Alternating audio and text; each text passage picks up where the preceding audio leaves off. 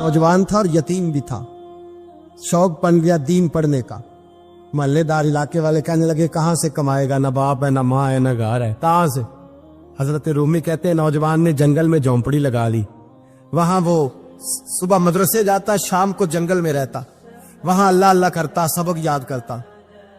एक दिन बादशाह की बेटी रास्ता भूल गई, जंगल में आई सहेलियों के साथ, बॉडीगार्ड भी साथ थे पर रास्ता भूल गई।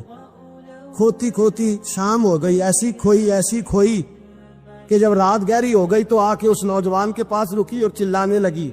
शेर के दहाड़ने की आवाज आती है, भेड़िए के बोलने की आवाज आती है। नौजवान अकेला, सहेलियां बिछड़ गई, गार्ड बिछड़ गए। कहने लगी मैं परेशान हूँ, मुझे जगह मिल जाएगी। नौजवान कहता मैंने शहजादी देखी और मुझे भी पता था कि घर एक ही है और आग को अंदर से दरवाजा भी बंद करना पड़ता है, जंगल जानवर भी आ जाते। कहते मेरी छोटी सी कुटिया में, झोंपड़ी में वो आई, रो के कहने लगी सहारा कोई नहीं, अगर मैं पीछे निकलूंगी तो भेड़िए खा जाएगा। कहते मैंने उसे जगह दे दी। अकेली औरत, चिराग जल रहा है, सबक याद कर रहा हूं। मेरे नबी पाक ने फरमाया जहां मर्द औरत अकेले हो तीसरा शैतान होता है। और शहजादी, वो बच्चा कहता है सबक याद करता रहा सारी रात। वो बच्ची को कहा सो जा, पर वो कहती है नींद मुझे भी कहाँ आई। ऐसे मौकों पर नींद, सारी रात सबक याद करता। थोड़ी थोड़ी देर के बाद चिराग जलता तो उस पर उंगली रखता, हाथ जलता तो पीछे खींचने, फिर दूसरी उंगली रखता। थोड़ी देर के बाद जलता तो खींचने, हाथ सारा जल गया। सुबह किरणें चमकी तो कहने लगा चल निकल जा, दौड़ जा, बस बड़ा सब्र का इम्तिहान हो गया, चली जा। शहजादी बाहर निकली, सिपाही ढूंढ रहे थे। बादशाह खुद जंगल में निकला हुआ था, मेरी बेटी मिल गई। बादशाह तन्हाई में जाके कहने लगा बेटा मैं दुनिया को बताऊंगा कि मेरी बेटी खोई नहीं थी, सिपाही साथ ही थे। ये बड़ा मुश्किल होता है, बेटी तो भूल के भी रात कहीं रह पड़े तो लोग जीने नहीं देते, तो बेटा मुश्किल हो जाएगा मेरे लिए। कहाँ थी? उसने कहा नेक नौजवान के पास। उसने कहा बेटा मैं तो तेरी बात मानूंगा पर दुनिया नहीं मानेगी। अगर उस नौजवान ने किसी को बता दिया कि तू उसके पास थी तो फिर लोग मेरा जीना मुहाल कर देंगे। बेटा मैं मर जाऊंगा, मेरी मजबूरी ये है कि वो कहीं राज ना उगल दे वो नौजवान, उसे कत्ल करना पड़ेगा। औरत ने मिन्नतें की, उस बेटी ने कहा मेरे मौसम को मारोगे, रोई। और वो कहने लगा मैं बादशाह, वो मेरा अपना विकार है, मैं उसको छोड़ नहीं सकता। गिरफ्तार कर लाए सिपाही। वक्त तय हो गया सजा का। अकेले कारकोशरी में रखा गया, जो उसके खास एतबार वाले थे उनकी ड्यूटी लगाई। बादशाह ने बुलाया, पहले बिलम आया। औरत कहने लगी, बेटी कहने लगी एक दफा तो बुलाओ ना, एक सवाल बस पर्दे में रह के पूछना है और फिर जो आपका जी चाहे, मेरे मौसम को मारना तो है, तो मर्जी आपकी। सामने खड़ा किया, नौजवान पर्दे के पीछे, औरत खड़ी हो गई। बादशाह बीच बैठ गया। बीबी कहने लगी सारी रात बेदार मैं भी रही, सोया तू भी नहीं। वो जो तू चिराग के करीब हाथ लगा के जलाता था वो समझ नहीं आई। नौजवान रो पड़ा, कहने लगा क्या करूं, मैंने रसूलुल्लाह का दीन पढ़ा है, क्या करूं, मैंने हुजूर का दीन पढ़ा है। मैंने पढ़ा है कि जानी को सबसे नीचे दोज़ख के सबसे निचले दर्जे में जलाया जाए, उसे जहन्नमियों का पीप और रेशा पिलाया जाए, कंद खिलाया जाए। ये रवायतें पड़ी हुई थी। थोड़ी थोड़ी देर के बाद शैतान मुझे कहता था बदकारी कर ले। मैं अपना हाथ उसी वक्त जब शैतान मशवरा देता तो मैं आग पे करता। मैं कहता अगर ये बर्दाश्त हो गई तो वो भी हो जाए। जब हाथ जलता तो मैं समझ जाता नहीं तुझसे तो ये नहीं बर्दाश्त होती तो वो कैसे होगी। फिर मुझे शैतान मशवरा देता कोई देख नहीं रहा, तू बुलाने नहीं गया, खुद आई। मैं दूसरी उंगली लगा देता। मैंने हाथ जलाया और मैं समझ गया जब छोटे से चिराग की इतनी सी शमा की आग नहीं बर्दाश्त होती तो दोज़ख कैसे बर्दाश्त होगी। कहता मैं बाज आया। बादशाह ने ये कहानी सुनी, लफ्ज सुने तो चीख मार के रोया। कहने लगा तालिब इल्म तू तो मेरे नबी का सच्चा गुलाम है और मेरे रसूल के जो सच्चे गुलाम होते हैं उन्हें फांसियां नहीं दी जाती, उन्हें तख्त पर बिठाया जाता है। अब तुझे सजा नहीं होगी बल्कि मैं अपनी बेटी का निकाह तेरे साथ करूंगा और मेरे बाद इस सल्तनत का बादशाह भी तू ही बनेगा। अब वो नौजवान वहां नारे लगा रहा है, कहता लोगों तुम मुझे कहते थे दीन से क्या मिलता है, दीन से तो अल्लाह तख्त व ताज भी अता फरमा देता है। अगर नौजवान शर्मो हया वाले बन के रहे अल्लाह सारी इज्जतें दे देगा। देखे ना अल्लाह के फजल से इज्जत मिलती है और जब कोई इज्जतदारों जैसा काम ही ना करे। एक बात और अर्ज करनी है पर वक्त थोड़ा रह गया। जवानों मैं ना जब कभी परेशान होता हूँ ना तो मैं ये वाली बात खोल के पढ़ता हूँ वाला, ये बात ढारस बनाती है, ढारस توانائی دیتی ہے, پورا مضمون باندھا ہے. اعلیٰ حضرت کہتے ہیں بہروپیہ تھا, مداری, روپ بدل بدل کے دکھایا کرتا تھا, بادشاہوں سے انعام لیتا تھا. ایک دن اورنگزیب عالمگیر کے پاس آ گیا, کہنے لگا میں روپ بدلوں گا, اگر آپ پہچان نہ سکے تو میں انعام لوں گا. آپ نے فرمایا میں کوئی ایسے ویسا بادشاہ نہیں, کہا مجھے دھوکہ دینا مشکل ہے. کہا نہیں, میں روپ بدلوں گا. حضرت اورنگزیب عالمگیر بڑے نیک بادشاہ گزرے, بڑے پرہیزگار. وہ بہروپیہ کہنے لگا میں روپ بدلوں گا, آپ نہیں پہچان سکیں گے. فرمایا چل جتنا تیرے اندر زور ہے لگا لے. حضرت نے اعلان کیا کہ میں نے فوجی بھرتی کر دے, 2 ماہ کے بعد ٹیسٹ ہوگا. وہ 2 مہینے دوڑتا رہا, رنگ روپ بناتا رہا, آیا ٹیسٹ دینے, 2-3 سپاہیوں کا امتحان لیا. اس کی باری آئی تو 10 روپے دیے, کہنے لگے تیرے آنے جانے کا کرایہ میں نے تجھے پہچان لیا ہے. کچھ دنوں کے بعد جانے لگے سفر پر, تو بھکاری آ گئے خیرات مانگنے. اس نے بھی سارے منہ پر سیاہی مال لی, کپڑے پھاڑ لیے, سر کے بال مڈا لیے, پگے تک کٹا لی, بدرنگ ہو کے آیا. کاسا آگے کیا تو حضرت نے 10 روپے ڈالے, کہنے لگے تیرے آنے جانے کا کرایہ میں نے پہچان لیا ہے. کچھ دن گزرے تو ٹیچر کی ضرورت تھی. اس نے منہ سے بڑی کر لی, داڑھی نکلی لگا لی, سر پہ جنا کیپ پہن لی, ایک شیروانی لے لی اور ہاتھ میں چھڑی پکڑ کے آیا. کہنے لگا میں استاد ہوں, 2-4 بندوں کا امتحان لیا, اس کی باری آئی تو 5 روپے دیے, 10 روپے دیے, کا تیرا کرایہ میں نے پہچان لیا. 2 سال گزر گئے. وہ جب بھی آتا حضرت پہچان لیتے. ایک دن سفر پہ جا رہے تھے, بہت بڑا لشکر تھا, جہاد کرنے جا رہے تھے اورنگزیب عالمگیر. تو دیکھا ایک پہاڑی ہے, پہاڑی پہ لوگ جا بھی رہے ہیں آ بھی رہے. اورنگزیب عالمگیر پوچھنے لگے یہاں کیا ہے؟ کہنے لگے بابا جی بیٹھے ہیں دعا کرتے ہیں, اللہ کے نیک بندے ہیں. اورنگزیب کہنے لگے یار پرانے لوگ سارے ہی اللہ والوں کو مانتے, یہ بھی مصیبت آئی ہے جتنی نہیں آئی ہے, سارے لوگ ہی مانتے. کہنے لگے ذرا میں دعا نہ کراؤں, بچے کام جا رہا ہوں. اورنگزیب بادشاہ تھے, بادشاہ لوگ نازک مزاج ہوتے ہیں. گھوڑے سے اترے, بڑی مشکل سے پہاڑی پہ چڑھے, اوپر گئے تو لائن لگی ہے, بابا جی غار میں بیٹھے.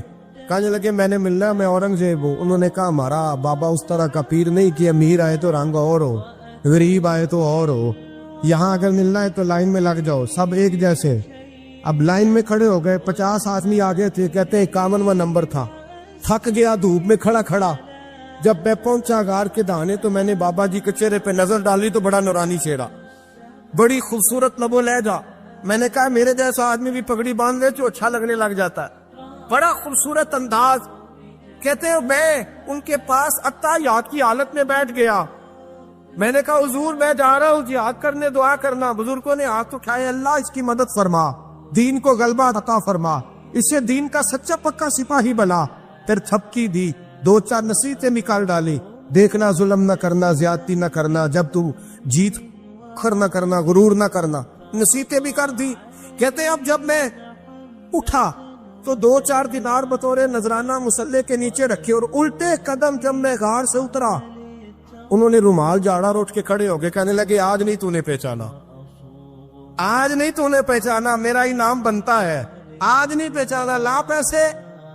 اورنگزیب کہنے لگا یار تو نے حد کر دی, کہاں چڑھا کہاں کھڑا رہا, دھوپ میں تھک گیا, کمال کر دی بھائی تو نے. پتا تو کیا لے گا, اب جلدی بتا, وہ کتنے لوگ پیچھے دھوپ میں کھڑے ہیں, لشکر سارا کھڑا ہے, کیا لے گا؟ اس نے کہا سب سے قیمتی ہیرے وہ ہے جو تیرے سر کے تاج میں لگے ہوئے, مجھے تیرا تاج چاہیے.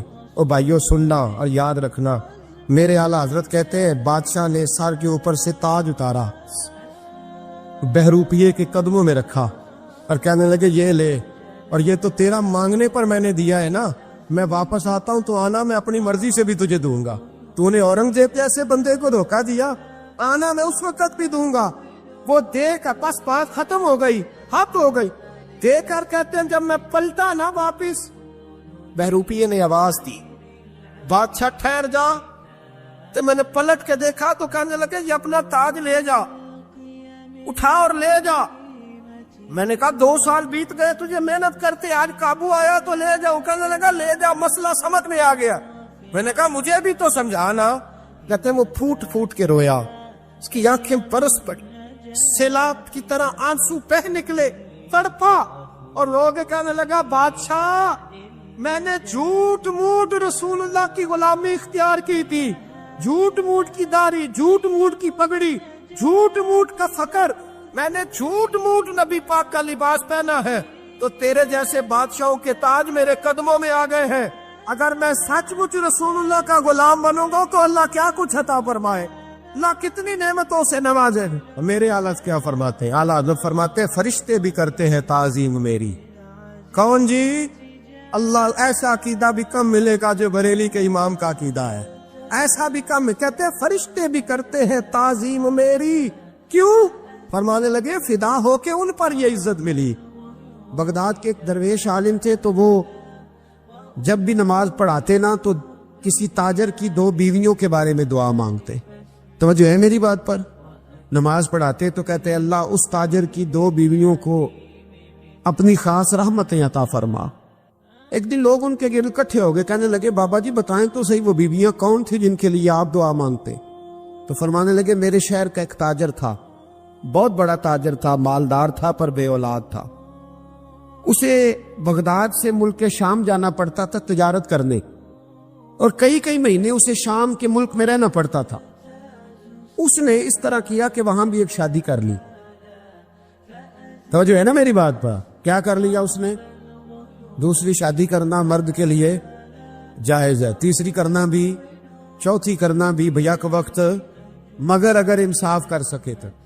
اگر چاروں میں ہم نہ آدھا مسئلہ سنتے ہیں اور آدھا ہی بیان کرتے ہیں، اگر انصاف نہ کر سکے پھر اس کے لیے 4 جائز، پھر وہ ایک ہی رکھے گا۔ تو عزیز دوست دوسرا نکاح کر لیا، شادی ہو گئی، اب وہ وہاں کچھ زیادہ وقت گزارنے لگا، مالدار آدمی تھا، بیوی کو مکان بھی لے کے دے دیا۔ اب وہ دیر سے آتا واپس، اور جب آتا بھی تو اس کے وہ والے انداز نہ ہوتے جو پہلے ہوا کرتے تھے۔ اب بیوی سے بڑا جاسوس بھی کوئی نہیں ہوتا، اس کو تو پہلے پتہ چل جاتا ہے کہ ماجرا کیا ہے، اسے بڑی خبر ہوتی ہے۔ تو اس نے محسوس کر لیا کہ بدلے بدلے سے میری سرکار نظر آتے۔ وہ کہنے لگی اب کہ جب آتا جاتا ہے تو اس کے حالات کچھ بدلے بدلے سے ہیں، ماحول کچھ اور ہے۔ اس نے ایک بوڑھا آدمی جو اس کا عزیز بھی تھا اور سمجھدار بھی تھا، اس کو تیار کیا۔ کہنے لگی اب کہ جب ملک کے شام جائے نا تو اس کا پیچھا کرنا اور خبر کرنا کہ کہاں رہتا ہے، کہاں جاتا ہے، کیا کرتا ہے۔ وہ بوڑھے بزرگ جو تھے وہ خاتون کے کہنے پر کچھ اس نے کرایہ بھی دیا۔ وہ اس تاجر کے پیچھے گئے اور واپس آ کے خبر دی۔ کہنے لگے کہ یہ تو 2-3 سال بیت گئے، اس نے وہاں بھی شادی کی ہوئی ہے، تجھے بتایا ہی نہیں۔ بی بی بڑی سمجھدار تھی، حوصلہ مند، زیرت، اس نے شور نہیں مچایا۔ اس نے کہا کہ میں نا اب جب آئے گا نا تو طریقے سے بات کروں گی اور پوچھوں گی کہ ایسا کیوں کیا۔ اور یہ بھی اس نے آ کے بتایا کہ اگر تیرے ساتھ نکاح کے بعد اسے اولاد نہیں ملی تو اولاد وہاں بھی کوئی نہیں، کہ مکمل تفصیلات۔ اب جب اس دفعہ خامند آیا تو آتے ہی وہ بیمار ہو گیا، کمزور ہونے لگا۔ اب خاتون نے مناسب نہیں سمجھا کہ آتے ہی دھڑام سے میں اس کے سر پر یہ بت یہ پھوڑ دوں کہ تو نے نکاح کیا ہوا ہے اور مجھے بتایا نہیں۔ وہ ذرا تسلی میں رہی، کچھ وہ بیمار تھا، حوصلہ رکھا، خدمت کرتی رہی۔ کچھ دن گزرے تو وہ تاجر انتقال کر گیا، فوت ہو گیا۔ اب راز کھل نہ سکا، عدت گزاری، اور جب سارا مال جمع کیا نا تو اشرفیوں کی بوریاں بھر گئی۔ سارا مال اس بی بی کا، 4 بوریوں میں اشرفیاں، 4۔ یہاں تو پیٹ کا دوزخ ہے، معاذ اللہ، بھرتا ہی نہیں۔ حل من مزید، حل من مزید۔ وہ جو کہتے تھے نا کہ بس باہر چلا جاؤں اور باہر میں کچھ تھوڑے سے پیسے کما کے 2-3 سال میں لوٹ آؤں گا، پھر یہاں آ کے کوئی کاروبار کروں گا، وہ گئے ہیں تو واپس نہیں آئے۔ وہ جو کہتے تھے نا بس میں نے اتنا سا کاروبار کرنا ہے کہ مکان بن جائے، انہوں نے 4 مکان بھی بنا لیے ہیں، لیکن بریک حل میں مزید کی دوڑ ہے۔ اب 4 بوریاں اس عورت نے چھپائے رکھی، کوئی بندہ نہیں جانتا بغداد میں کہ ملک کے شام میں تاجر کی دوسری بیوی بھی ہے۔ جب وہ فارغ ہوئی تو اس نے اس بوڑھے جاسوس کو پھر بلایا اور 2 بوریاں اونٹ پہ رکھی، خود بھی ساتھ بیٹھی اور ملک شام گئی۔ اللہ اکبر۔ وہ بزرگ کہتے ہیں میں ایسے نہیں دعا کرتا۔ اس کو جا کے کہنے لگی میں اکیلی وارث نہیں ہوں، آدھے کی وارث تو بھی ہے۔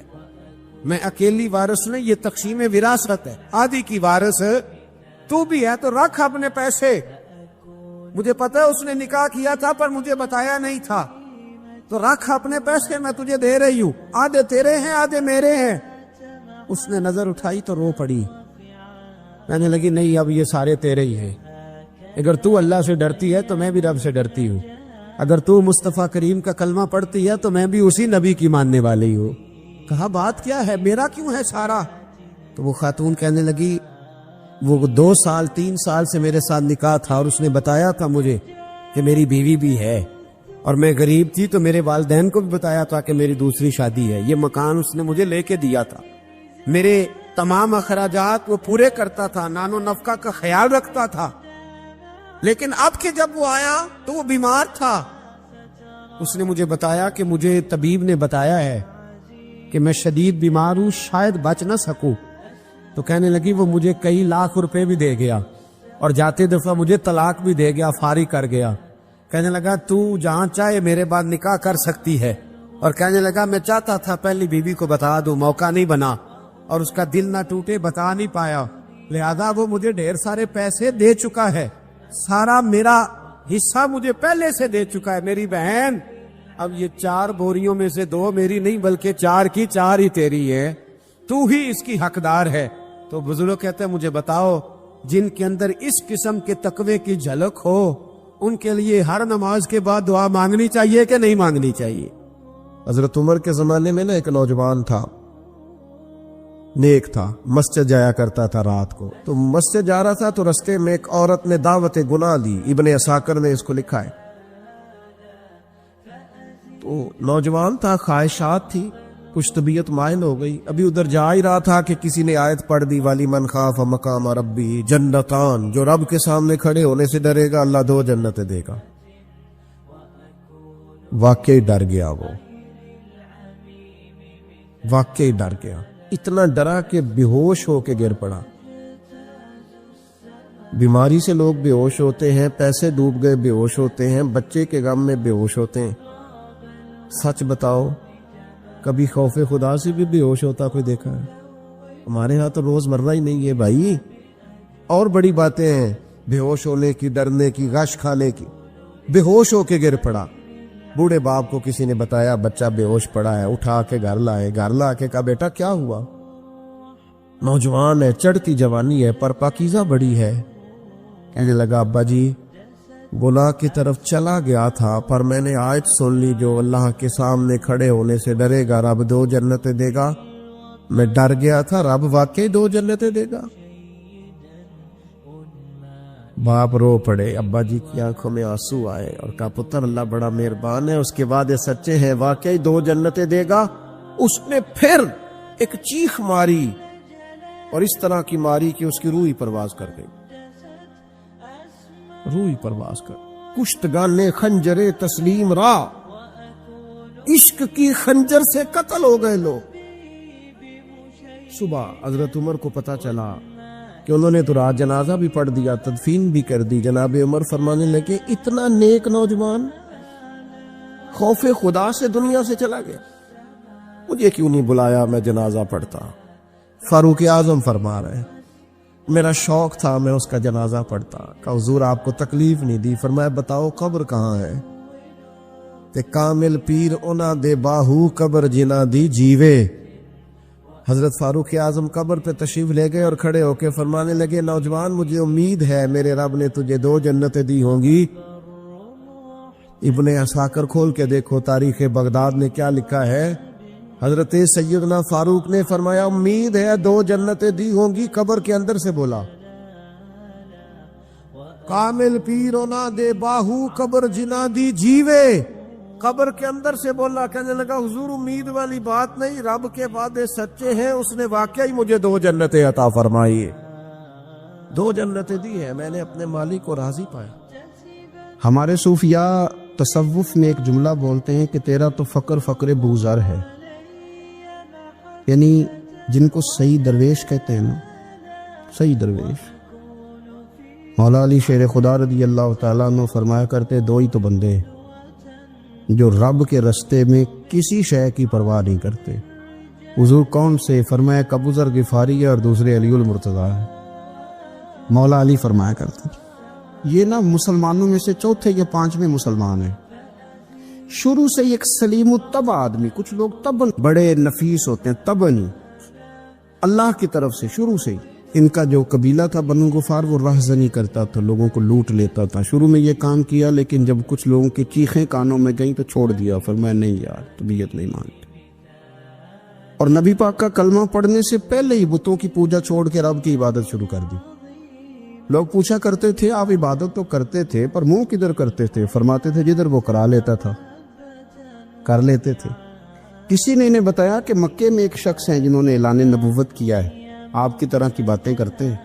انہوں نے اپنے بھائی کو بھیجا، ان کا نام انیس تھا، پتہ کر کے واپس آئے، بھائی کہنے لگے ابو ذر، ان کا نام جندب ہے، اصل میں زر ان کے بیٹے کا نام ہے اور کنیت سے زیادہ معروف ہیں، ابو ذر غفاری کہلاتے ہیں۔ فرماتے ہیں کہ بھائی نے آ کے بتایا کہ وہ نیکی کا حکم دیتے ہیں، برے کاموں سے منع کرتے ہیں، صلہ رحمی کا پیغام دیتے ہیں، لیکن لوگ سارے مخالف ہیں۔ یہ چیز بھی بڑی کاؤنٹ ہوتی ہے، اسے نہ کاؤنٹ کیا کریں۔ لوگوں کی ترجیحات بدلتی ہیں، صبح کچھ، دوپہر کچھ، شام کچھ، اسے نہ کاؤنٹ کریں۔ انہوں نے اس بات کو کاؤنٹ کر کے بتایا کہ لوگ ان کے جو ہے نا وہ مخالف ہیں سارے۔ تو حضرت ابو ذر غفاری کہنے لگے مجھے تسلی نہیں ہوئی، میں خود جا کے پتہ کروں گا۔ کہتے ہیں مکہ شریف آیا تو کسی ایسے آدمی سے پوچھ بیٹھا، میں تو کچھ اور سمجھا تھا، وہ کچھ اور نکلا۔ مکے والوں نے بڑا مارا۔ مکے پہنچ کے پہلی جو چیز ملی وہ مار کھانے کی تھی۔ اب میں ڈرتے کسی سے پوچھتا ہی نہ، بھوک بھی بڑی تھی، رہنے کو جگہ نہیں تھی، حرم شریف میں لیٹا رہتا تھا۔ میرے نصیب دیکھو، مجھے ایک شخص نے آ کے ہلایا، کہنے لگے اگر مناسب سمجھے تو میں آپ کو دیکھ رہا ہوں کافی دیر سے، آپ کوئی پردیسی ہیں، آپ کا اپنا مہمان نہ بنا لوں؟ تو میں نے کہا آپ کا کیا نام ہے؟ کہنے لگے میرا نام ہے علی ابن ابی طالب۔ کہتے ہیں مولا کائنات گھر لے گئے، کھانا بھی کھلایا، جگہ بھی دی، سونے کو خدمت بھی کی، لیکن چونکہ میں تو پہلے ایک سے پوچھ کے مار کھا بیٹھا تھا، میں نے پوچھا نہیں میں کدھر آیا ہوں۔ رات رہے، اگلی رات بھی رہے، لیکن میں نے بتایا نہیں میں کس کام آیا ہوں۔ حضرت ابو ذر غفاری رضی اللہ تعالیٰ عنہ کہتے ہیں خود ہی مولا علی نے پوچھا بتا سکتے ہو کیسے آئے ہو؟ میں نے کہا راز رکھ لو گے؟ فرمایا بڑا کشادہ سینہ دیا رب نے مجھے۔ تو بات تو کہنے لگے یار میں تو محمد مصطفیٰ کی زیارت کرنے آئے صلی اللہ تعالی علیہ وسلم۔ یہ بے نیاز لوگوں میں سے ہیں حضرت سیدنا ابو ذر غفاری۔ میں حضور کی زیارت کے لیے ہوں۔ حضرت علی کہنے لگے سویرے لے چلوں گا۔ انسان بزدل نہیں ہوتا، ہر انسان بزدل نہیں ہوتا، اور بلا وجہ ٹکراؤ کی پالیسی بنا لینا یہ بھی سیانے لوگوں کا کام نہیں۔ حکمت کے تقاضوں کے مطابق چلنا یہ بھی دلیر لوگوں کا ہی کام ہوتا ہے۔ حضرت مولا علی کہنے لگے صبح لے کے چلوں گا پر حالات ٹھیک نہیں، شرارتی لوگ ہر جگہ ہوتے ہیں، اگر کوئی شرارتیوں کا ٹولہ ملا نا جو کھڑا ہوگا جاسوسی کرنے کے لیے کہ حضور کی طرف کون کون جا رہا ہے، تو میں نیچے جھکوں گا جوتے کا تسمہ ٹھیک کرنے کے لیے، لیکن آپ نے نہیں کھڑے ہونا، آپ نے چلتے رہنا ہے تاکہ کسی کو شک نہ ہو۔ کہتے اس ترتیب سے حضرت علی مجھے لے کے گئے، میں حضور کی بارگاہ میں پہنچا۔ مولا علی کہتے ہیں بڑے بڑے لوگ سوال کرتے تھے پر یہ شروع سے سلیم الطبع تھے، مجھے کہہ لینے دینا، انہوں نے ماننا ہوتا ہے وہ لمبے سوال کرتے ہی نہیں، مان جو لیا تو لمبے سوالوں کی ضرورت ہی کوئی نہیں۔ کہتے ہیں لوگ بڑے بڑے سوال کرتے تھے پر ابو ذر نے 2-3 باتیں پوچھی اور آگے جا کے کہنے لگے حضور ہاتھ بڑھائیں مجھے کلمہ پڑھائیں۔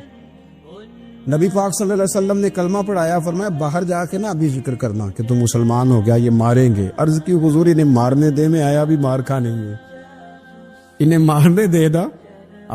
پڑا فلک کو کبھی دل جلوں سے کام نہیں، دار دلوی نے کہا تھا پڑا فلک کو کبھی دل جلوں سے کام نہیں، اور جلا کے راکھ نہ کر دوں تو داغ نام نہیں۔ ماری تو کھانے آئے ہیں، مارنے دے، کرنے دے زور جتنا لگانا ہے لگانے دے۔ باہر جا کے اعلان کیا، مکے والوں نے مارا، اتنا مارا کہ بے ہوش ہو گئے۔ پھر کسی نے بتایا کہ تم نے گزرنا بھی ہے ان کے علاقے سے، بنو غفار سے، پھر ان کا پتہ بھی ہے یہ لوگ بڑے سخت ہیں، پھر چھوڑا۔ تپن بڑے جلالی تھے، زاہد مزاج تھے، فرماتے تھے کہ جو تمہاری ضرورت سے زیادہ ہے وہ سارا صدقہ کرو۔ کنز کے معاملے میں ان کا رویہ یہ تھا، صرف حضرت صدیق اکبر کو کچھ نہیں کہا انہوں نے، باقی حضرت عمر جیسے آدمی کو بھی کھڑا کر کے کہہ لیتے تھے یہ مال کیوں رکھا ہوا ہے خزانے میں، بانٹتے کیوں نہیں سارا؟ اور جناب عثمان غنی رضی اللہ تعالیٰ عنہ کے ساتھ تو باقاعدہ کئی دفعہ اس موضوع پر گفتگو کی۔ وہ کہتے تھے کہ جب اللہ کہتے ہیں قرآن میں کہ مال دولت جمع نہیں کرنی، تو وہ جو لوگ تھے وہ بھی بڑی شانوں والے تھے. وہ کہتے تھے کہ اللہ نے جب زکوٰۃ فرض کی تو مال جمع ہوتا ہے تو زکوٰۃ فرض ہوتی ہے نا. جب فطرانے کا کہا تو مال ہوتا ہے تو فطرانہ آتا ہے نا. تو آپ جو کہہ رہے ہیں وہ ٹھیک ہے، پر آپ اعلیٰ بات کر رہے ہیں تقوی کی، سارا بانٹو. تو حضرت ابو ذر غفاری کہتے تھے چلو ٹھیک ہے تمہاری بھی بات مان لیتا، پر یہ بتاؤ مدینے والے کا اپنا طریقہ کیا ہے؟ کہ بھئی حضور کا طریقہ تو وہی ہے جو آپ بتا رہے ہیں. تو فرمانے لگے پھر اس رستے نہ چلیں جو رستہ مدینے والے رسول کا ہے. اور حضور سے، نبی پاک سے عشق کرتے بڑا کھل کے. یہ صحابہ صفہ میں سے تھے. کلمے پڑھنے کے بعد چونکہ طبیعت جلالی تھی تو حضور نے بھیج دیا، فرمایا واپس جاؤ اپنے قبیلے میں تبلیغ کرو. واپس گئے، بھائی کو مسلمان کیا، والدہ کو مسلمان کیا، قبیلہ سارا مسلمان کیا، وہیں رہے. ہجرت مدینہ کے بعد آئے تبوک کے موقع کے قریب، اور حضور نے صحابہ صفہ میں رکھ لیا. نوکری کرتے مدینے والے رسول کی، دلیر آدمی تھے، بڑا قبیلہ تھا، پر ڈیوٹی کرتے، ڈیوٹی خدمت کرتے. ایک بیٹا تھا زار اس کا نام تھا، اس کی ڈیوٹی لگائی تم نے میرے نبی پاک کے اونٹ چرانے. ڈاکو آئے تو صاحبزادہ اونٹوں کی، اونٹنیوں کی حفاظت کرتے شہید ہو گیا. اور یہ انوکھا بندہ ہے جس نے شرط لگائی تھی کہ میں نے کالی سیاہ رنگ کی عورت سے شادی کرنی. انوکھا بندہ ہے. ایک بیٹی تھی، ایک بیٹا، بیٹا شہید ہو گیا. بیوی سے کہا تم نے نبی پاک کے گھر میں خدمت کرنی ہے، حضور کے گھر والوں، اور میں نبی پاک کی نوکری کروں گا. حضور کی خدمت کرتے، ہر وقت خدمت میں رہتے. اور حضور جب آتے نا، صحابہ صفہ میں یہ شامل تھے جو لوگ دین سیکھتے. حضور جب آتے تو سب سے پہلے آ کے حضرت ابو ذر غفاری کا پوچھتے، بلائیں. اور جب بات کرتے حضور تو بار بار ان کو مخاطب کر کے بات کرتے. حضرت ابو ذر غفاری رضی اللہ تعالیٰ عنہ کا نبی پاک سے اتنا پیار کہ ہماری بھی مشکل حل کر دی. ابو داؤد شریف میں موجود ہے. ایک دن کہنے لگا یا رسول اللہ صلی اللہ علیہ وسلم، اگر کوئی بندہ کسی سے پیار بڑا ہی کرے پر اس جیسے عمل نہ کر سکے، کوشش کرے کرنا. لوگ ہمیں کہتے ہیں نا جی پیار بڑا، عمل بھی تو کرو نا. بھی کرنا چاہیے، پر انسان ہے نا، غلطی بھی تو ہو ہی جاتی ہے. اب ہم عمل نہیں کر سکتے تو تم ہمیں پیار بھی نہیں کرنے دو گے؟ مہربانی کرو، پیار تو کرنے دو نا.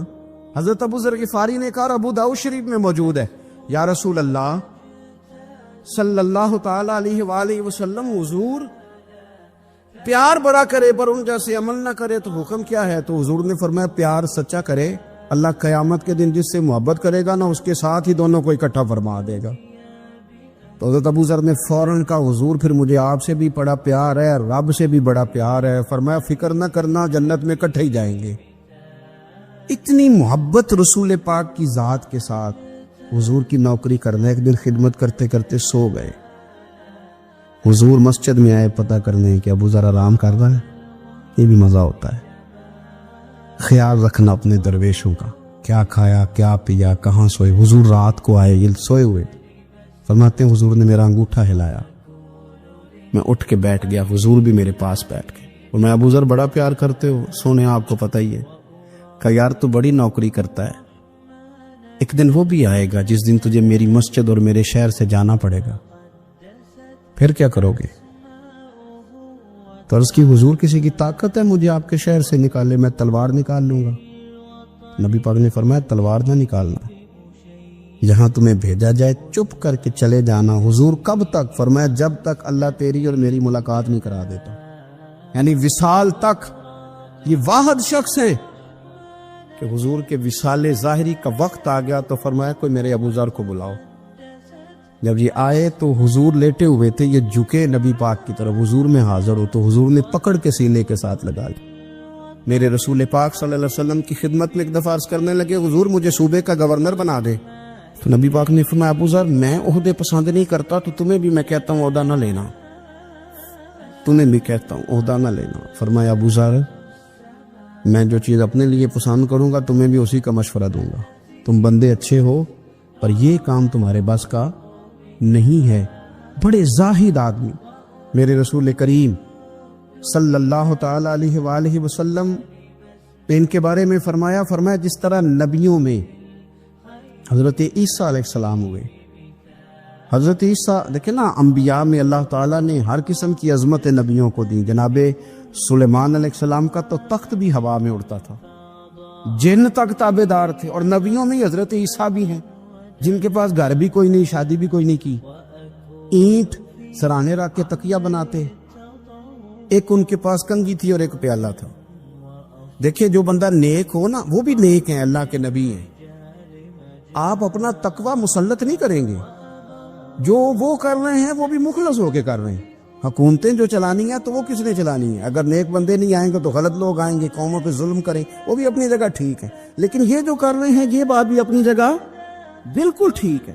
ہم پتہ کیا کرتے ہیں, ہم چیزوں کو مسلط کرتے ہیں, ایک دوسرے پر مسلط نہیں کرے چیزوں کو.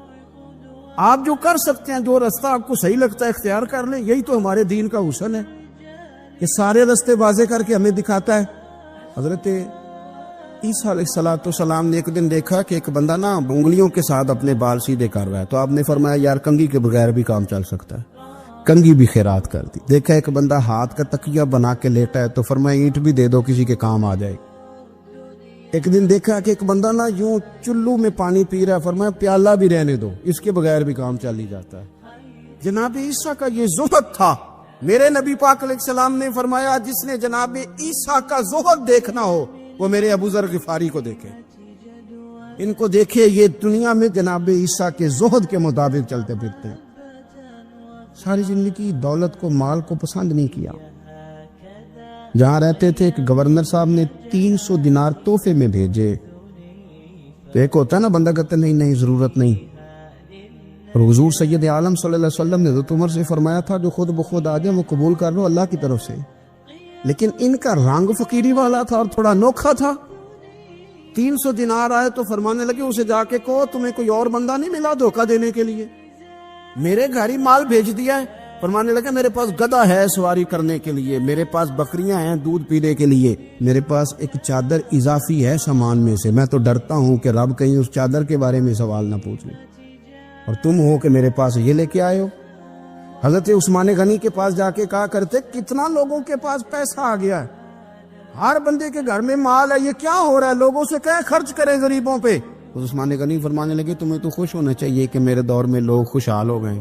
آپ فرمانے لگے نہیں, وہ والا رنگ زیادہ بہتر ہے جو مدینے والے نے اختیار فرمایا, کیونکہ کچا رنگ للاری والا چڑھدا تے لیندا رہندا عشق تیرے دا رنگ محمد, جدوں چڑھ جائے پھر نہیں لیندا.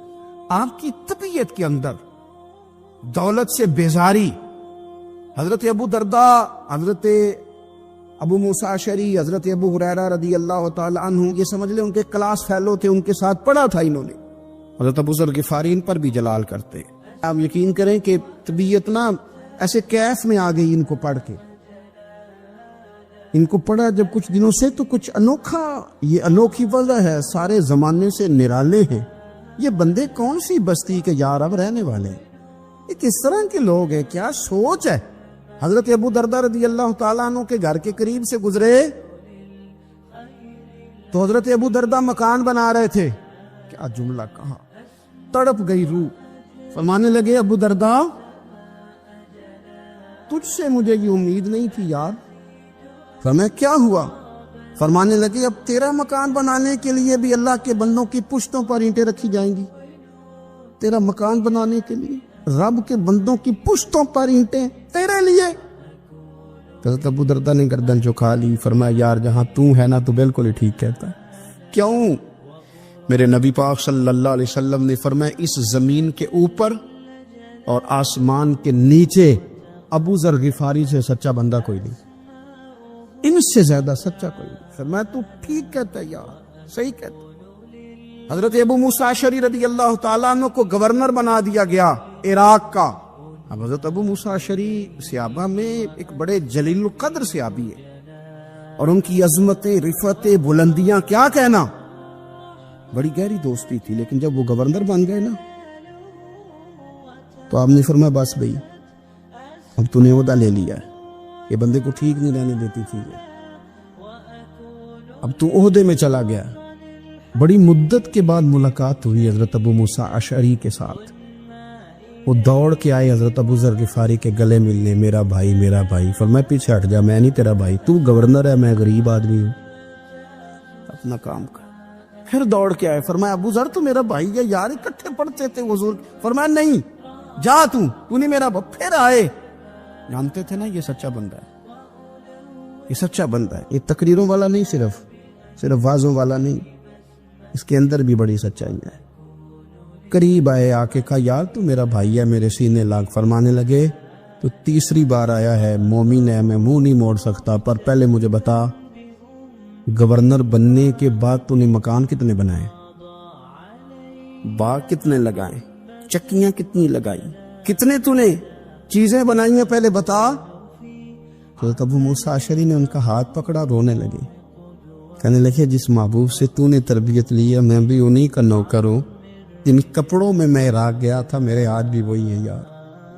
کیا بات کرتا ہے تو میرے وہی ہیں، مجھے بتا اگر یہ عہدے خدمت کے ہم نہیں لیں گے تو پھر کیا ظالموں کو دیں گے، غیروں کو دیں گے، نہ کر کچھ نہیں بنایا۔ حضرت سیدنا ابو موسیٰ اشعری رضی اللہ تعالیٰ نے روئے، اور جب کہا نا کوئی شے نہیں میرے پاس تو فرمایا اچھا چل آ جا پھر سینے لگ جا، تو واقعی میرا بھائی ہے۔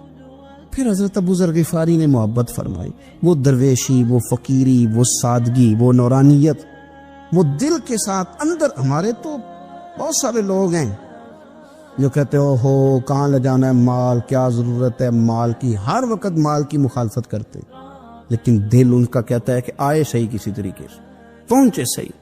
حضور نے فرمایا بعض لوگوں کی زبانیں شہد سے زیادہ میٹھی، دل بھیڑیے سے زیادہ خطرناک، اوپر سے کہہ کچھ رہے ہیں اندر حالات کچھ اور ہیں۔ چینی لے جاؤ، اور 5 آنے کا بڑا کچھ آیا کرتا تھا اس زمانے میں، اکٹھی چینی اور پتی لے جاؤ اور گھر میں چائے پیو۔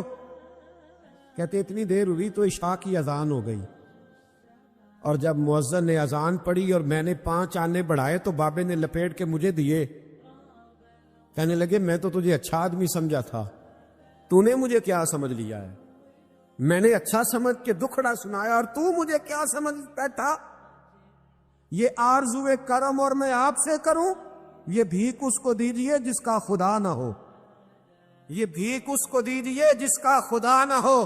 کہا جا رکھ اپنے پیسے، اور کہتے ہیں پھر میں نے اس بابے کو دیکھا، اس نے جوتے اتارے اور ٹھنڈی گھاس پہ اس نے اللہ اکبر کہہ کے نماز کی نیت باندھی، اور کہتے ہیں جب وہ سجدے میں گیا تو میں محو حیرت تھا، اور جب بابا آتا یاد پہ بیٹھا تو میں رو رہا تھا۔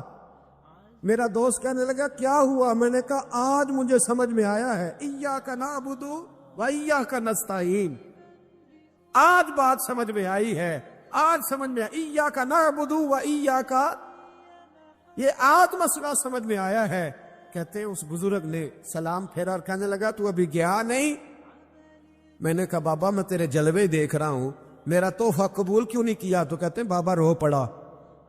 کہنے لگا بیٹا اگر 5 آنے مانگ کے کھانے ہوتے تو میں رات کو سردیوں میں مزدوریاں نہ کرتا، اپنے پیسے گھر لے جا، میرا رب مجھے محنت کے ساتھ اتنا دیتا ہے کہ میں بیٹیاں بھی پال لیتا ہوں اور روٹی کھا کے سوتا ہوں، تو جب مجھے اللہ نے محتاج نہیں کیا تو میں محتاجی کیوں دکھاتا پھروں؟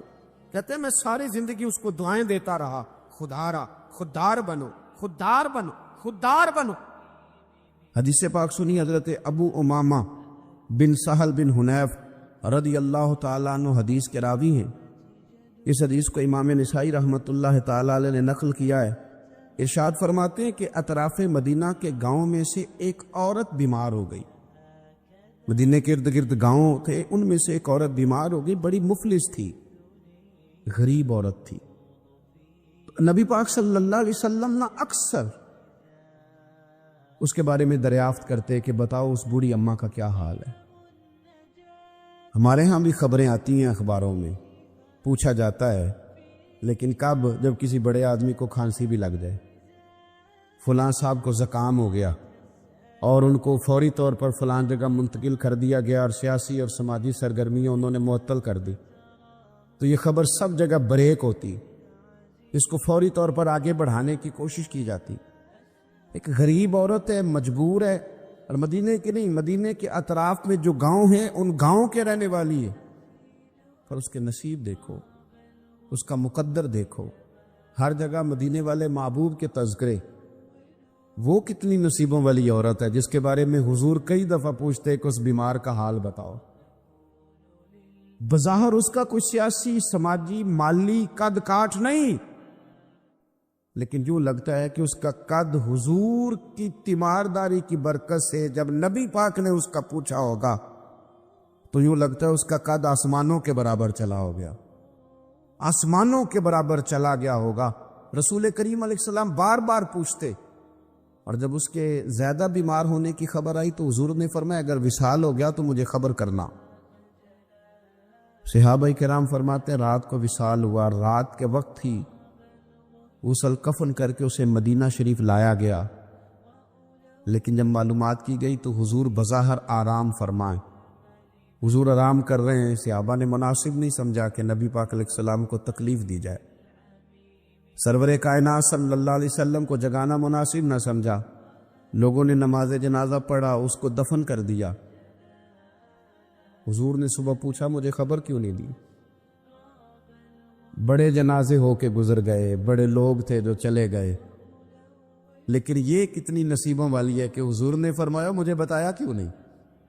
اب مجھے بتاؤ او یارو ذرا غور کرنا، ساری دنیا گنبد خضرا پر، ساری دنیا حضور کی بارگاہ میں سلامی دینے، اور میرے نبی کریم صلی اللہ علیہ وسلم نے کیا فرمایا؟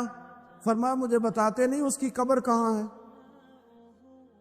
یعنی حضور قبر کا پتہ پوچھے محبوب؟ حضور تو ویسے کسی جگہ قریب سے گزر جائے نا تو اعلیٰ حضرت فاضل بریلوی فرماتے ہیں وہ جس سمت آ گئے ہیں کوچے بسا دیے ہیں، وہ تو علاقہ ویسے ہی مہک جاتا ہے، بس جاتا ہے۔ حضور قبر کہاں ہے؟ اس کا کوئی سیاسی قد کاٹ ہے؟ یہ کو بہت بڑے قبیلے کی ہے؟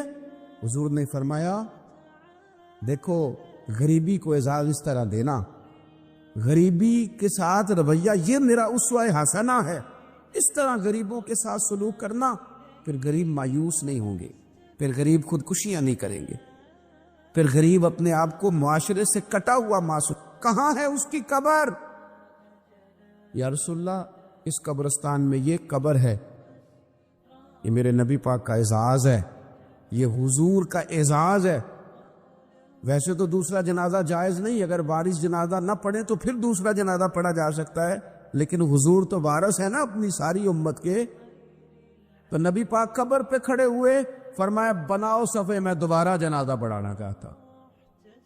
ایک دیہات میں رہنے والی مفلس عورت، ایک دیہات میں رہنے والی غریب عورت، وہ بی بی کہ جس کا کوئی بظاہر لمبا چوڑا نام نہیں، کوئی بڑے القابات سے پکارا نہیں جاتا، حضور نے 4 تکبیروں کے ساتھ امام نسائی نے لکھا ہے دوبارہ جنازہ پڑھائے، اور لوگوں کو بتایا کہ اس طرح کر کے اگر تم غریبی سے پیار کرو گے نا، ان کی مہک نے دل کے غنچے کھلا دیے ہیں، وہ جس راہ چل دیے ہیں کوچے بسا دیے ہیں۔ اور کیا خوبصورت انداز ہے فاضل بریلوی کا، کہنے لگے کہ میں مجرم ہوا کا مجھے ساتھ لے لو، کہ رستے میں ہے جا بجا تھانے والے۔ حضور آپ مہربانی کریں، ایک دفعہ تشریف لائیں، ایک دفعہ تشریف لائیں، میرا بازو پکڑ کے مجھے گزار دیں۔ وہ کتنی نصیبوں والی ہے کہ بن بلائے ہی محبوب اس کی قبر پہ پہنچ گئے ہیں۔ آپ جب تھوڑا تھوڑا نا، زیادہ نہیں تو اپنے ملازمین کے ساتھ ہی، زیادہ نہیں تو جو آپ کے تحت لوگ ہیں ان کے ساتھ ہی ہمارا رویہ ٹھیک ہو جائے۔ ایک صحابی نے ایک دفعہ پوچھ لیا کہ یا رسول اللہ صلی اللہ علیہ وسلم میرا ملازم بڑی ہی غلطیاں کرتا ہے، میرا غلام بڑی غلطیاں کرتا ہے، تو کتنی کو دفعہ معاف کروں؟ کتنی کو غلطیاں ایک دن میں کو کر سکتا ہے؟ 2 دفعہ کر لے گا، 3 دفعہ بھول جائے گا۔ سوال پوچھا نا کہ یا رسول اللہ صلی اللہ علیہ وسلم میرا غلام بڑی غلطیاں کرتا ہے تو کتنی دفعہ معاف کروں؟ نبی پاک علیہ السلام نے فرمایا اگر تو نے گنتی کر کے گویا پوچھا ہے تو چلو تجھے اسی طرح ہی بتا دیتے ہیں۔ حضور کتنی دفعہ معاف کروں؟ فرمایا چل ایک دن میں 70 بار تو معاف کیا ہی کرنا۔ حالانکہ 70 غلطیوں کو دن میں نہیں کر سکتا، کر نہیں سکتا، اس میں شمار کر آخر کتنی کو دفعہ معاف کروں؟ نبی پاک صلی اللہ علیہ وسلم یہ فرمایا 70 دفعہ تو معاف کر ہی دیا کر۔ 70۔ حضرت ابو مسعود رضی اللہ تعالیٰ عنہ فرماتے مجھے کسی بات پہ غصہ تھا اور میں اپنے غلام کو مار رہا تھا، پیٹ رہا تھا، اور بار بار میں اس پر سختی کر رہا تھا۔ دور سے حضور نے دیکھا اور آوازیں دی، قریب جب حضور پہنچ گئے تو نبی پاک علیہ الصلوۃ والسلام نے ایک جملہ کہا، فرماتے ہیں پھر دوبارہ میں نے کبھی اپنے غلام پہ ہاتھ نہیں اٹھایا۔ اللہ کے رسول فرمانے لگے جتنا تجھے اس پر اختیار ہے نا، میرے رب کو اس سے کئی گنا بڑھ کے تیرے اوپر اختیار ہے۔ اگر آج اللہ تعالیٰ نے یہ تقسیم کر دی ہے کہ کسی کو تمہارا ملازم بنا دیا ہے، کسی کو تمہارے ماتحت کر دیا ہے، تو اس کا معنی یہ تو نہیں کہ تم اب اس سے پیار کرنا چھوڑ دو، اس پر شفقت کرنا چھوڑ دو۔ رسول کریم صلی اللہ تعالیٰ علیہ وآلہ وسلم نے ارشاد فرمایا کہ جتنا اختیار تمہیں اس پر ہے نا، اس سے کہیں بڑھ کر اللہ تعالیٰ کو تم پر اختیار ہے۔ مالدار لوگ توجہ کریں میری بات پر، غور کریں۔ اللہ نے مالداروں کو جو دیا ہے تو ان کی محنت کی وجہ سے نہیں دیا، محنت مزدور تم سے بڑھ کے کرتا ہے، اوور ٹائم لگاتا ہے۔ خدا نے نا اپنے فضل سے دیا ہے۔ میرے ایک بزرگ دوست ہیں، سادے آدمی ہیں، ان کی ایک بات میرے نا دل میں بیٹھ گئی۔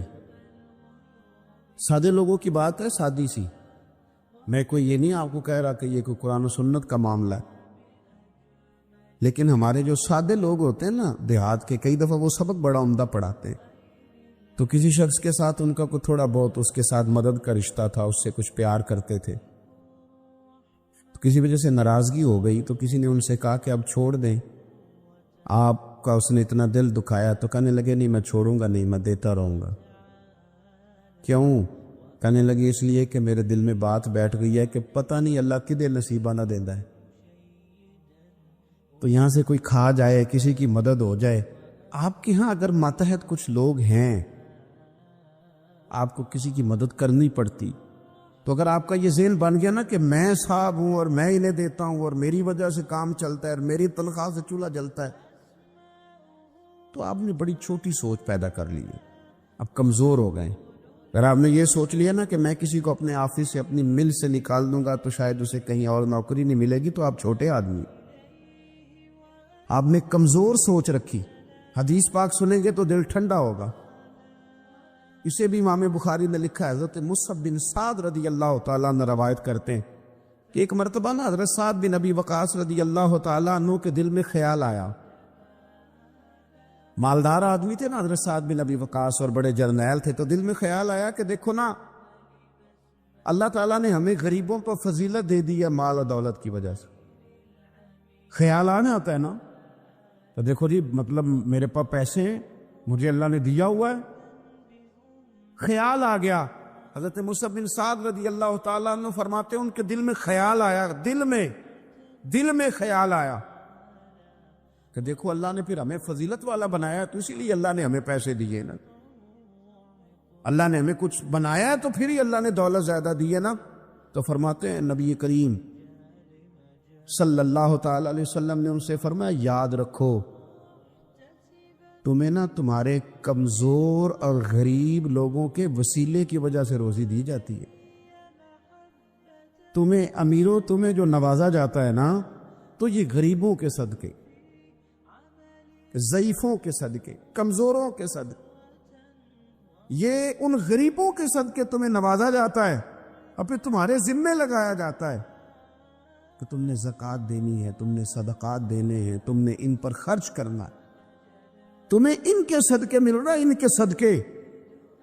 ایک سوچ یہ ہے کہ اللہ نے مجھے مال دیا تو کسی وجہ سے دیا ہے، اور ایک سوچ یہ ہے کہ میری فیکٹری میں پتہ نہیں کون سا غریب لوگ ہے جس کی وجہ سے فیکٹری چل رہی ہے، ایک سوچ یہ ہے کہ پتہ نہیں میرے آفس میں کون سا ایسا شخص ہے جس کی وجہ سے نظام چل رہا ہے، اور ایک سوچ یہ ہے کہ میں جاگیردار ہوں تو پتہ نہیں کون سا کسان ہے جو میرے پاس کام کرتا ہے تو اس کی وجہ سے اللہ مجھے بھی روزی دیتا ہے۔ نبی پاک صلی اللہ علیہ وسلم نے امیروں کو یہ سوچ بنانے کا کہا کہ یہ سوچ بناؤ کہ ہمیں رب جو دیتا ہے وہ کمزوروں کے صدقے دیتا ہے، وہ غریبوں کے صدقے دیتا ہے۔ اگر یہ ذہن بن جائے، دیکھیں نا یہ کاریگر ہے اور یہ اچھا نظام چلانے والا ہے، ایڈمنسٹریٹر بہت اچھا ہے، مینیجر بڑا اچھا ہے، یہ نکل گیا تو خرابی ہوگی۔ ایک ذہن یہ ہے، اور اگر ذہن یہ بن جائے کہ یہ بندہ غریب ہے، یہ مجبور ہے، یہ تنگ دست ہے، اس کے چھوٹے چھوٹے بچے ہیں، اور مجھ سے تنخواہ لے کے جاتا ہے تو اس کا کام چلتا ہے، اگر یہ چھوڑ کے چلا گیا نا تو ہو سکتا ہے جو اس کے ذریعے رزق آتا ہے وہ نہ آئے۔ اگر یہ ذہن سازی بنے تو بھی میرا خیال ہے کوئی بھی امیر آدمی کسی غریب کو رسوا نہیں کرے گا، پھر کوئی بھی کسی کے لیے اس طرح کے لفظ ادا نہیں کرے گا کہ جس کے اس کی عزت نفس مجروح ہو۔ ہم اگر یہ تھوڑا تھوڑا کر کے رویہ اپنے دلوں کے اندر پیدا کرنا شروع کر دے اور تھوڑی تھوڑی محبت کو بڑھانے لگے تو آہستہ آہستہ ہمیں محسوس ہوگا کہ ہم کوئی ظرف کو اونچا لے گئے ہیں، ہمارے دلوں کو اللہ نے نرم کر دیا ہے۔ ہمارے ہاں نا سوسائٹی میں کچھ سیاسی سماجی لوگ ہیں جن کی سفارش چلتی ہے، جو نامی گرامی ہوتے ہیں، جو علاقے کے معروف لوگ ہوتے ہیں، جو اشراف اپنے آپ کو سمجھتے، قبیلوں کا بڑا جانتے۔ وہ یاد رکھیں کہ اگر تو وہ قبیلے کے بڑے اس طرح بنے ہوئے ہیں کہ وہ لوگوں کے ساتھ پیار کرتے ہیں تو پھر تو ان کا اجر زیادہ ہے، لیکن اگر وہ بڑے بنے ہیں اور اس رنگ میں بڑے بنے ہیں کہ وہ تکبر میں آ گئے ہیں، اس رنگ میں بڑے بنے ہیں کہ انہوں نے غلط سیاستیں کی ہیں، انہوں نے قوم کا مال کھایا ہے، وہ اس طرح سے اقتدار کے ایوانوں تک پہنچے ہیں کہ انہوں نے پھر کچھ نہیں دیکھا کہ مجھے کچھ خریدنا پڑ رہا ہے کہ کچھ بیچنا پڑ رہا ہے۔ غلط طریقے سے وہ لوگ آگے آگے سیاسی بن گئے، سماجی بن گئے، لوگ سلوٹ کرنے لگ گئے۔ اور کچھ بیچارے غریب ایسے ہیں کہ جن کو کوئی 1 کلو چینی بھی ادھار نہیں دے رہا۔ تو اب بظاہر اس غریب کو مایوس نہیں ہونا چاہیے، اس کو شریعت یہ نہیں کہتی کہ تو کمزور پڑ جائے، تو کہہ جی شاید میں تو بیکار ہی معاذ اللہ دنیا میں آ گیا، کوئی نام نہیں جانتا، کوئی قد کاٹ نہیں، کسی اونچی کرسی پہ بٹھایا نہیں جاتا، کبھی میرے گلے میں پھولوں کا ہار نہیں ڈالا جاتا، کوئی میرے آنے پر کھڑا نہیں ہوتا، میں بھی کوئی سیاسی سماجی ہوتا، میں بھی کوئی مال و دولت والا ہوتا۔ یہ سٹیٹس کی کمزوری بعض غریب لوگوں کو کمزور کر دیتی، ذہنی طور پر پریشان رہنے لگتے۔ اور کچھ لوگ ہمارے ہاں یہ زیادتی بھی کرتے ہیں، وہ کہتے ہیں سارا پنڈ مار جائے، ماڑے دے بچے تو چودھری نہیں نہ بننا۔ تو میں کہا کرتا ہوں یہ مایوسی ہے، یہ آپ نے غلط بات کی۔ یہ تو اللہ کے نظام قدرت میں بات ہے، رب جب چاہے جس کو چاہے جہاں چاہے اپنے فضل سے پہنچا دے۔ آپ حدیث پاک سنیں گے اور اس حدیث پاک کے جو خوبصورت پہلو ہیں اس پر آپ غور کریں گے۔ حضرت سیدنا سہل بن سعد انصاری رضی اللہ تعالیٰ عنہ فرماتے ہیں ہم نبی پاک علیہ السلام کی خدمت میں حاضر تھے تو ایک شخص قریب سے گزرا، تو حضور نے اپنے پاس بیٹھے ہوئے ایک شخص سے فرمایا اس کے بارے میں تیرا کیا خیال ہے؟ تو اس نے عرض کی حضور یہ بڑا لوگوں میں معزز آدمی ہے، بڑا اس کا اکرام ہے۔ ہوتے ہیں نا لوگ سیاسی ہیں، سماجی ہیں، بڑی اتھارٹی رکھتے ہیں، بڑے سردار ہیں، بڑے چودھری، حضور اس کا بڑا مقام ہے۔ اس نے دلیل دی کہ یا رسول اللہ اگر یہ کسی جگہ پیغام نکاح بھیجے گا تو اس کو رشتہ دے دیا جائے گا، لوگ پسند کریں گے اس کے ساتھ رشتہ داری کرنا، اور اگر یہ کسی کی سفارش کرے گا تو اس کی سفارش قبول کی جائے گی۔ تھوڑی دیر گزری تو رسول کریم صلی اللہ تعالی علیہ وآلہ وسلم کے قریب سے ایک دوسرا آدمی گزرا، تو حضرت سہل بن سعد رضی اللہ تعالیٰ عنہ فرماتے ہیں کہ نبی پاک علیہ السلام نے اسی پاس بیٹھے ہوئے شخص سے فرمایا کہ اس شخص کے بارے میں تیرا کیا خیال ہے؟